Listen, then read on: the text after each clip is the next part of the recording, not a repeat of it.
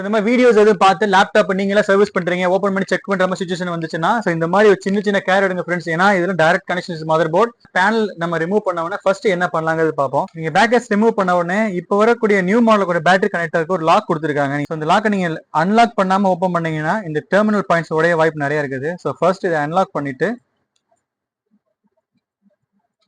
நீங்க battery disconnect பண்ணதுக்கு அப்புறம் நிறைய கேபிள்ஸ் ரன் ஆகும். Which means hard disk, touch pad, keyboard எல்லாத்துக்கும் போற கேபிள் வந்து பாத்தீங்கன்னா ஓல்டு ஜெனரேஷன்ல வரக்கூடிய கேபிள்ஸ்ல எல்லாத்துலயும் ஒரு லைனுக்கு லைனுக்கும் ஒரு கேப்பிங்ஸ் இருக்கும். இப்போ நியூ ஜெனரேஷன் லேப்டாப்ல கேப்ஸ் வந்து பாத்தீங்கன்னா ரொம்ப கம்மியா தான் இருக்கும். இன்ஃபேக்ட் ரொம்ப ஒரு ஹேர்லைன் கேப் தான் இருக்கும். ஸோ இந்த மாதிரி கேபிளை நீங்க கனெக்ட் பண்ணும் போது இன்கேஸ் நீங்க கிராஸா கனெக்ட் பண்ணீங்கன்னா ஷார்ட் சர்க்யூட் ஆயிரும். அதுக்கு தான் ரெண்டு இண்டிகேஷன்ஸ் கொடுத்துருக்காங்க. இந்த ரெண்டு இண்டிகேஷனும் ஒரே மாதிரி அலைன் ஆகிற மாதிரி இருக்கணும். கனெக்ட் பண்ணிட்டு ஸோ ப்ராப்பர் ஃபிட் ஆயிடுச்சு என்ஷூர் பண்ணிட்டு தான் நீங்க லாக் எங்கேஜ் பண்ணணும். இன்கேஸ் ஷார்ட் ஆச்சுன்னா மதர் போர்டு பர்ன் ஆக வாய்ப்பு நிறைய இருக்குது. ஸோ ஒரு சின்ன இன்ஃபர்மேஷன் இருந்தாலுமே எடுத்து பண்ணுங்க.